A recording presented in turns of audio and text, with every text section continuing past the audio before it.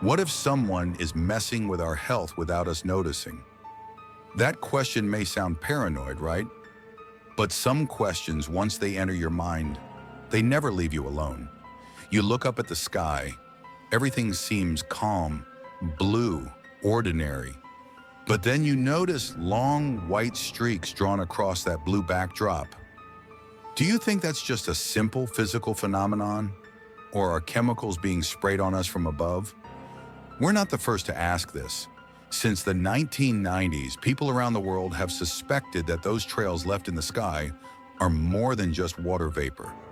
Some call it geoengineering. Some say it's a population reduction scheme. Others even claim it's part of mind control or a global biological experiment. In this video, we'll explore the facts behind these controversial streaks written across the sky. Come on, let's try to solve this mystery together. By the way, if you enjoy this kind of content, please don't forget to subscribe to my channel and like the video. Your support means a lot to me. Welcome to my channel, Discovery of the Mystery, where we will uncover the secrets.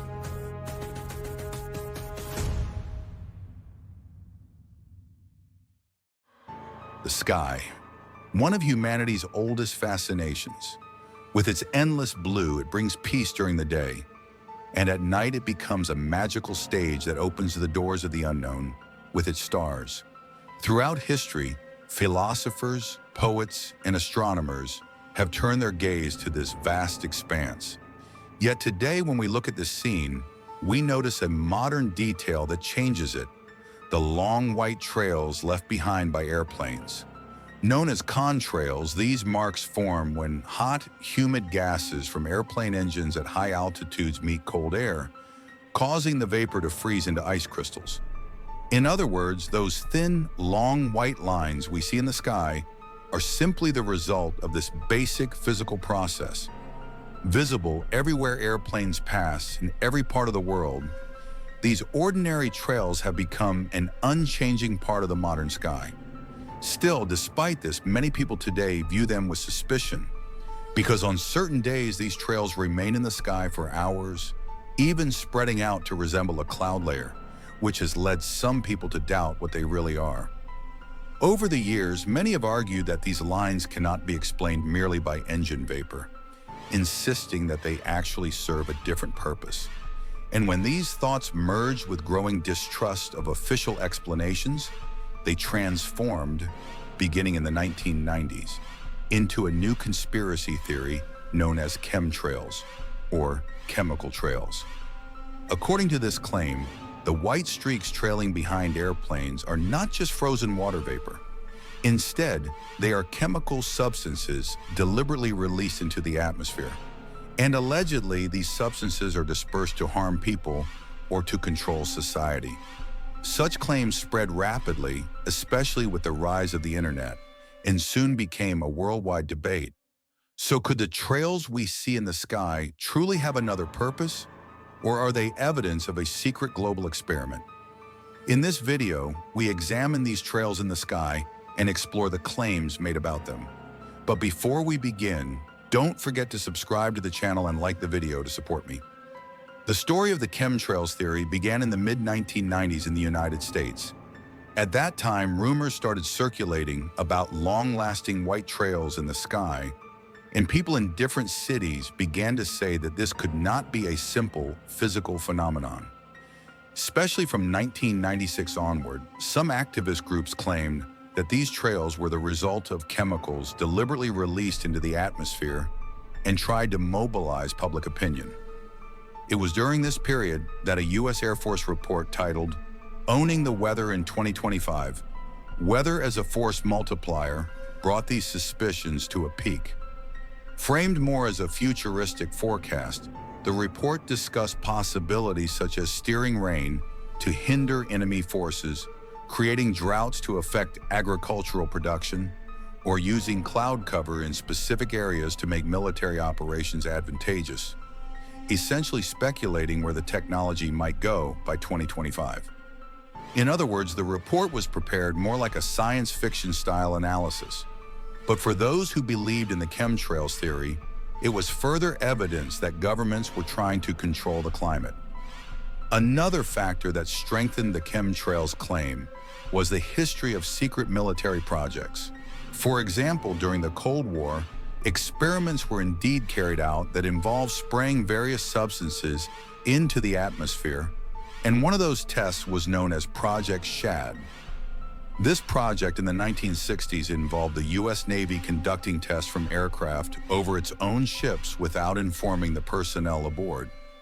In other words, chemical agents were released from aircraft onto ships, and thousands of servicemen were exposed without understanding what they had been subjected to. In later years, documents that came to light prompted numerous lawsuits against the government, and public confessions that reached the media left the public with deep distrust. For believers in the chemtrails theory, this episode was a turning point, because if the government had once used its own soldiers as uninformed test subjects, perhaps far larger programs were being carried out today in secret, hidden from the civilian population. That line of thinking played a critical role in the growth of the conspiracy theory. Around the same years, some U.S. citizens began submitting petitions to official authorities demanding an investigation into the trails left by airplanes in the sky. By 1999, the U.S. Environmental Protection Agency and NASA felt compelled to issue public statements on the matter, declaring that the trails seen in the sky were entirely natural. Of course, those official statements were not convincing to chemtrails believers. On the contrary, the reassurances from government agencies only deepened public suspicion, and many people began to think that the authorities were hiding the truth. At that point, the growing availability of the internet made the situation spiral further out of control. From the late 1990s onward, the web, forums, blogs, and email chains allowed the topic to spread rapidly. People even started uploading photos they'd taken from their own cities to the internet, presenting those sky trails as proof. The sharing of these amateur observations convinced many that the phenomenon wasn't confined to one place, but was happening worldwide. At that point, especially with the rise of YouTube, the chemtrails theory effectively became a global movement. Videos showing dozens of intersecting lines in the sky garnered millions of views. Some videos even claimed that soil and water samples contained high levels of aluminum or barium. Because of content like this, chemtrails claims, which began in the US, were being debated across Europe in the early 2000s as well. People in countries such as Germany and the UK petitioned their parliaments to explain these trails, and questions about chemtrails were raised even in the European Parliament. Yet despite all these inquiries, official responses were always the same. The trails were described as natural condensation patterns. Still, those answers did not convince believers in the chemtrails theory. To them, the official explanations did not match what people were actually seeing in the sky. In other words, as the internet spread, these doubts went global, and millions of people began questioning aircraft contrails. So could the lines left by planes actually be part of a secret worldwide program? Or are people assigning a different meaning to an otherwise ordinary atmospheric phenomenon? The main reason this debate persists is that people witness anomalies. For example, sometimes the trails left by planes intersect one another, and other times they line up side by side to form almost geometric patterns in the sky. These are seen as anomalies. Another supposed anomaly is the persistence of the trails. On some days, the trails disperse and vanish within minutes, while on others they linger for hours, slowly spreading out and turning into vast cloud layers. Some claims go further, saying that in certain cases, these lines blanket the entire sky and form such dense cloud cover that they dim the sun. Others assert that the trails alter local weather, delaying rain or causing unexpected temperature shifts. These claims give rise to many beliefs, one of which is that the trails are used for geoengineering. According to this view, the trails deliberately create a layer in the atmosphere used to control weather conditions. Some theorists argue that this is used to induce droughts in certain regions and steer rainfall away from others to restrict agricultural output. Those who take the theory further claim it's a covert strategy to weaken food security in some countries. and create economic dependency. Another belief holds that the trails cause allergies, asthma, and cancer, that they are making people sick. Because some people also believe these sky trails are being used to reduce population and for mind control. According to this view, the chemicals released from aircraft directly target the biological makeup of society, lowering fertility or weakening the immune system. Some groups claim these substances are designed to influence people's mental states when used together with electromagnetic waves. In other words, adherents of this belief see the sky trails as proof of a global social engineering project. So do these observations and claims have any basis in reality? At this point, we need to look at what official institutions have said, the scientific responses, and whether the claims being made are reliable. First, as I mentioned earlier, the trails we see in the sky have a very simple and logical explanation. These trails form when the hot, humid gases from aircraft engines encounter very cold air at high altitudes, often around -40 degrees Celsius, causing the water vapor inside them to freeze rapidly into ice crystals. And because those ice crystals form very close together, they create those thin, long streaks. In addition, how long these lines remain in the sky depends on the humidity of the region. For example, if the air is dry, the trails disappear quickly. But if humidity is high, the crystals won't dissipate and can remain visible for hours. Over time, they can even spread out and become dense cloud layers in a process called spreading and consolidation. So the reason some condensation trails persist for hours is not because planes are releasing chemicals. On the contrary, it's due to atmospheric conditions. Moreover, this phenomenon was not first observed in the 1990s. The clearest examples of this effect can be seen as far back as World War I. For instance, in 1918, some pilots flying at high altitudes reported short white streaks forming behind their aircraft.